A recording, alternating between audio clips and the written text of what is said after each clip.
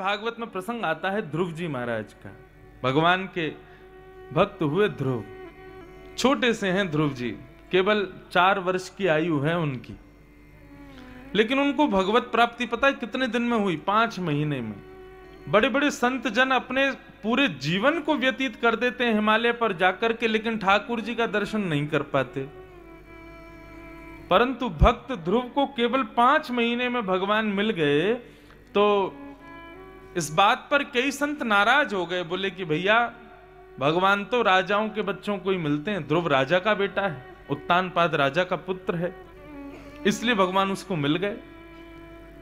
हम लोग अपने घर परिवार छोड़ करके यहाँ हिमालय पर हजार वर्षों तक तपस्या करते हैं, तब भी भगवान हम पे कृपा नहीं करते, और वो ध्रुव पर 5 महीने में कर दी। तो बड़ी अलग अलग बातें आई कि राजा का पुत्र था इसलिए जल्दी मिल गए, छोटी आयु थी इसलिए जल्दी मिल गए, आदि आदि बातें थी।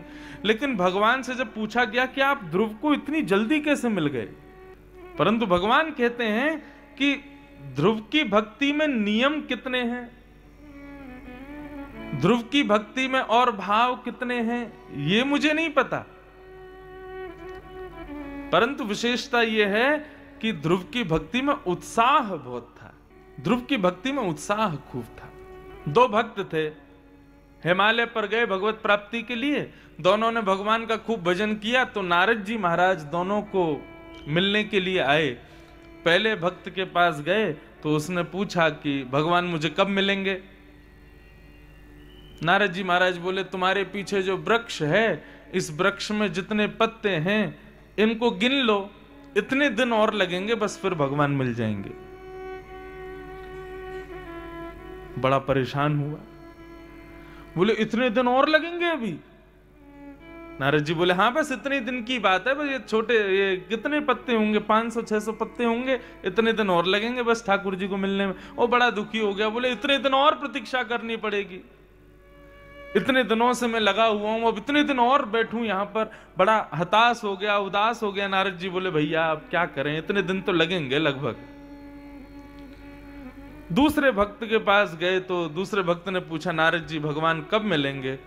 तो नारद जी बोले तुम्हारे पीछे जो वृक्ष है इसमें जितने पत्ते हैं इतने वर्ष में भगवान मिलेंगे। जैसे ही उसने पीछे वृक्ष की ओर देखा और वृक्ष के पत्तों को देख करके, उसमें भी थे 300-400 पत्ते, परंतु पहला भक्त बड़ा दुखी हुआ कि इतने दिन और लगेंगे। पर दूसरे भक्त को नारद जी ने जाकर के कहा कि इतने वर्ष में भगवान मिलेंगे, तो उसने कुछ नहीं सोचा, वो नृत्य करने लगा। नारद जी बोले भाई तूने कुछ गलत तो नहीं सुना, तुम नृत्य क्यों कर रहे हो?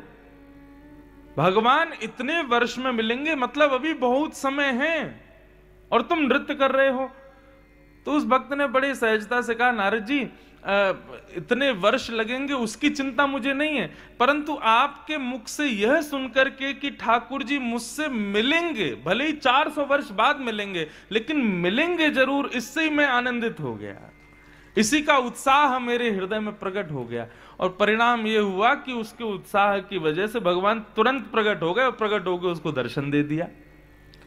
नारद जी महाराज ने भगवान को पकड़ा, बोले प्रभु एक बात बताओ, आपने ही मुझे कह के भेजा था कि उसको बोलना इतने दिन में मिलूंगा, इसको कहना इतने वर्ष में मिलूंगा, और यहाँ पर मैंने इसको जैसे ही बताया इतने वर्ष में मिलेंगे, आप तुरंत प्रकट हो गए, आप अपने बात के पक्के नहीं हो। भगवान बोले नारद जी मैं तुमको बस इतना बताना चाहता था कि मेरी प्राप्ति के लिए जप कितना होता है ये जरूरी नहीं, स्नान कितना करते हो, पवित्र कितना रहते हो ये जरूरी नहीं, आपने यज्ञ उपासना कितनी की है, नियम कितने अपनाए हैं, शुद्धता का ध्यान कितना रखा है, व्रत कितने किए हैं, ये आवश्यक नहीं है। मेरी प्राप्ति के लिए एक ही वस्तु आवश्यक है और वो है उत्साह। तुम उत्सुक कितने हो, तुम उत्साहित कितने हो। मैं तो अपनी कथाओं में कहा करता हूं कि भाई कोई एक ही नियम करो, कोई एक ही नियम करो, लेकिन करो पूर्ण उत्साह के साथ। कोई बहुत ज्यादा नियम करने की जरूरत नहीं। सुबह उठते ही पहले हाथ देखो, फिर चरण वो जमीन को प्रणाम करो, उसके बाद में जाकर के जो है स्नान करके सूर्य को अर्घ दो, तुलसी जी पे अर्घ दो, फिर उसके बाद अपने ठाकुर जी की सेवा करो, माला पहनाओ, तुलसी अर्चना करो, हवन करो। इतने नियम करने की कोई जरूरत नहीं। एक नियम करो, लेकिन करो पूर्ण उत्साह के साथ, पूर्ण लगन के साथ। और एक बात और बताऊं, उत्साह किसे कहते हैं? उत्साह को यदि मैं थोड़ी और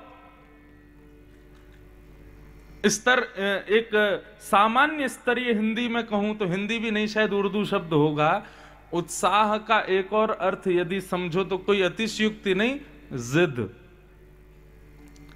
आप जितनी जिद के साथ ठाकुर जी को पुकारोगे उतनी जल्दी ठाकुर जी आएंगे।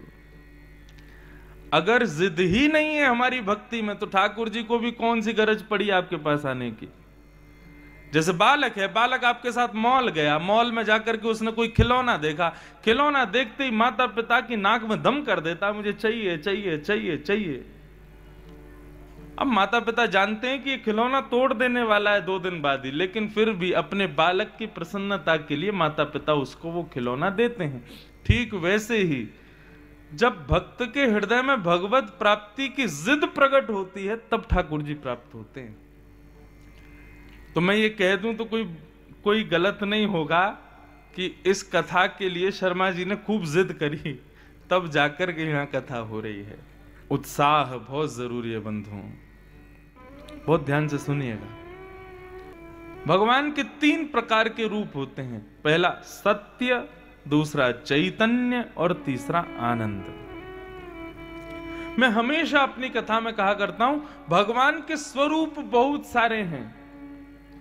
ये गिरधर स्वरूप है, वृंदावन में जाओ तो बिहारी जी स्वरूप हैं, द्वारिका में चले जाओ तो चतुर्भुज स्वरूप हैं, जगन्नाथपुरी में चले जाओ तो प्रेम विगलित स्वरूप हैं, बद्रीनाथ में चले जाओ तो तपस्वी स्वरूप हैं, दक्षिण भारत में चले जाओ तो शेषनाग पर पड़े हुए रंगनाथ स्वरूप हैं। स्वरूप बहुत सारे हैं ठाकुर जी के, परंतु प्रत्येक स्वरूप वाले ठाकुर जी के रूप 3 ही हैं, सत्य, चैतन्य और आनंद। लोग कहते हैं हमारे भीतर भगवान रहते हैं, स्वयं भगवान कहते हैं गीता में, ईश्वरः सर्वभूतानां हृदये सेर्जुन तिष्ठति। तो ये भगवान जो हमारे भीतर रहते हैं ये किस रूप में रहते हैं? इन्हीं 3 रूपों में रहते हैं, पहला सत्य, दूसरा चैतन्य और तीसरा आनंद। एक प्रकार से श्रीमद् भागवत क्या है बंधुओं पता है? श्रीमद् भागवत दर्पण है। दर्पण की खासियत क्या होती है? दर्पण कभी झूठ नहीं बोलता, आप जैसे हो वैसा दिखाता है।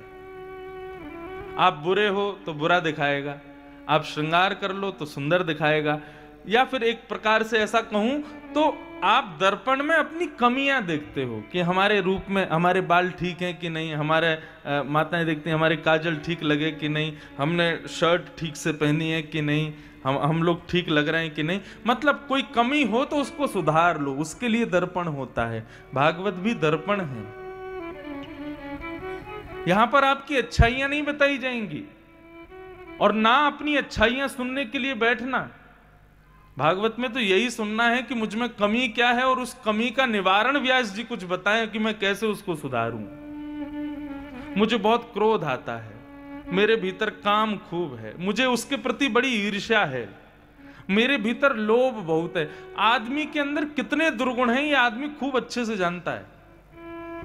वो बात अलग है कि कोई और बता दे तो छुपाता है। कोई आकर के तुमसे कह दे भाई बुरा मत मानना, सब कुछ अच्छा है तुम्हारा, लेकिन थोड़े से ना तुम थोड़े लोभी लगते हो हमको। अब लोभी आप हो, लेकिन किसी और के कहने पर स्वीकार नहीं करते, कोई बात नहीं। परंतु भागवत में जब विराजो ना, तो यहां पर बैठने के कुछ उद्देश्य होने चाहिए। उसमें प्रथम उद्देश्य यही होना चाहिए कि मैं अपने दुर्गुण को केंद्र में रख करके बैठूं, मेरे अंदर यह कमी है और इस कमी के निवारण के लिए मुझे कथा सुननी है। आप मुझे याद करेंगे 7वें दिन। क्यों? क्योंकि यदि आप अपने दुर्गुण को केंद्र में लेकर के कथा में बैठोगे ना, तो ये कथा गंगा के समान है, 7 दिन में उस दुर्गुण को ध्वस्त कर देगी। ये भागवत का एक बहुत विशेष रूप। देखो कथा लोग कराते हैं, कई लोग कराते हैं अपने पितरों की निवृत्ति के लिए, कई लोग कराते हैं कि नगर में हमारा नाम हो जाए इसलिए, कई लोग कराते हैं पैज में, हमारे पड़ोसी ने कराई तो हम भी कराएंगे। लेकिन भागवत कराने का एक ही उद्देश्य होना चाहिए, क्या? तन तो हमारा पवित्र है, मन पवित्र हो जाए, बस हमारा हृदय पवित्र हो। और एक बात कहूं, आज जिसको सवेरे देख करके आपको ईर्ष्या हो रही थी, जिसको देख करके जलन हो रही थी, 7 दिन बाद फिर उसको देखोगे तब भी जलन हो रही है ना, तो समझना कथा सुनी नहीं है आपने। 7 दिन बाद जब कथा से जाओ ना, तो जिसको देख के थोड़े ईर्ष्या का भाव आया था, जिसको देख के थोड़ा क्रोध का भाव आया था, उसके प्रति भी थोड़ा प्रेम प्रकट हो जाए।